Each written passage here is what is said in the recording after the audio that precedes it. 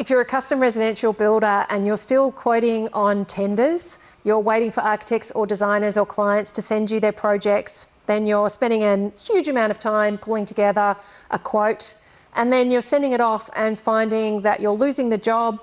It may not even be explained to you why you didn't get chosen, or you could just be completely ghosted after the fact.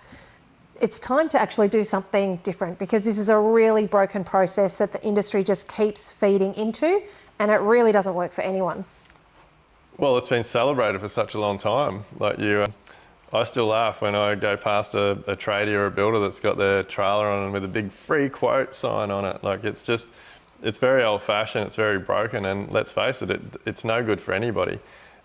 It wastes a hell of a lot of time in our industry, but clients don't get what they should be getting, and builders end up causing themselves more harm because they end up being the bad guy when they end up having to charge variations because there's no process. They've never had conversations with the clients. They don't understand the client's expectations. They've missed out on things that have been requested. There is just so many parts to this that our pack process improves. And yeah, it blows my mind that we still hear regularly from builders that will laugh pretty much at us because they just say, oh, that's ridiculous, no one's going to pay you for a quote. Obviously the first part of that is it's not a quote, it's a proposal, but it's time for the industry to change and operate more professionally, and that whole pre-construction phase of a project is really what makes or breaks it. I think too what's really interesting is when you see builders going through this and they're quoting job after job after job, and they might only secure 1 out of every 10 perhaps that they're trying to put proposals together for, and they think it's a pricing problem. They think, well, I'm not the cheapest, and it ends up being this race to the bottom of what's the least amount of money that you can charge for a job and get away with it, and trying to compete on being the least expensive builder in a group of tendering builders, and not owning that you've actually got expertise, that you can position yourself as an experienced authority that can really add value to that pre-construction process, that can really help a client and a designer understand how to streamline construction overall, how to really maximise the potential of the budget. And I see builders filled with self-doubt because they think it's all a problem with their pricing, when in actual fact it's a problem with the fact that they're not positioning themselves as the authority and the expert that can offer value during pre-construction. And when you learn our PAC process or our paid as consultant process, that then gives you an opportunity to actually have a process through which to take a designer and a client in a really fantastic step-by-step way that builds confidence, that builds trust and collaboration through the relationship, and also ultimately serves the client so well because they're not wasting money on a design they can't afford to build. And it's not only that race to the bottom with pricing, it's so many people, designers, architects, clients, builders, think that the solution is cost plus. And you and I both know that cost plus can give you even more dramas than what a tender can. And ultimately the success of a job is judged by the client.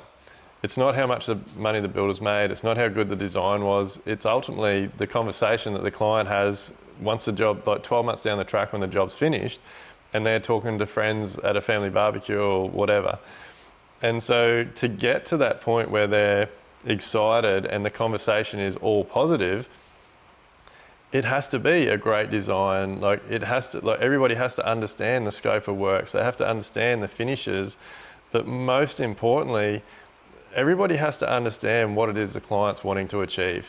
Whether it's a long-term home, a build and flick, whatever it is, if you're not collaborating as a team and everybody's not aiming, like you say, project is king, then how can you expect to get a good result if someone over here is doing their own thing, someone over here is doing their own thing? It's ultimately like getting a machine or something built overseas, getting a part from here, a part from here, a part from here, bringing it to Australia, and then nothing fits. And that's literally what happens a lot of the time if builders don't take the time to implement something like our PAC process. Yeah, so stop thinking that the problem is with your pricing and start realising that the problem is actually with your process and your positioning. how can you better position yourself as the expert and experienced authority that you are and be able to help clients and designers work with you in a collaborative way through pre-construction and create better proposals that actually suit the projects that you're delivering, so that everybody then can be on the same page and you can add so much value to that client's experience and help them make their dreams a reality. 100%. That's what it all comes down to, adding value. But like, I guess, do you feel that, I guess, people push back on the pack process because, like, from a builder's point of view, because the builder's got no time? Like, they feel that it's just another process that's going to take up a lot of their time? I think they do, but the strange thing is it's time that they're spending anyway. And the challenge is that if they actually get paid for that pre-construction process, it saves them time during the build. It saves a lot of stress and anxiety on the parts of the builder, the client, and the designer. And it fascinates me that a builder's complaint always is, I don't have enough time, and yet they'll just keep doing things exactly the same way. And, you know, if you're going to keep doing things the same way, you're going to get exactly what you've got. So really disrupting that process is important. And we have evidence over and over and over of builders who are now only doing projects via the pack process. And I know there are homeowners deliberately seeking out builders who can work with them in this way. And just because they tell themselves they've got no time to do it correctly or to put a system in place, like, that is exactly why you're signing contracts that you're not making money on. You're not spending the time to price them correctly. It's probably why you're going down the cost plus path, because you don't feel you have the time to quote it accurately. You don't feel like you've got the time to have meetings with the client and the designer. Like, it all comes back to the timing, but reality is you're going to get paid for your time during the pack process. But as Amelia said, you're actually going to save so much time during the build. And like I said before, like, the ultimate outcome for a project is not the flashy photos or the Instagram posts.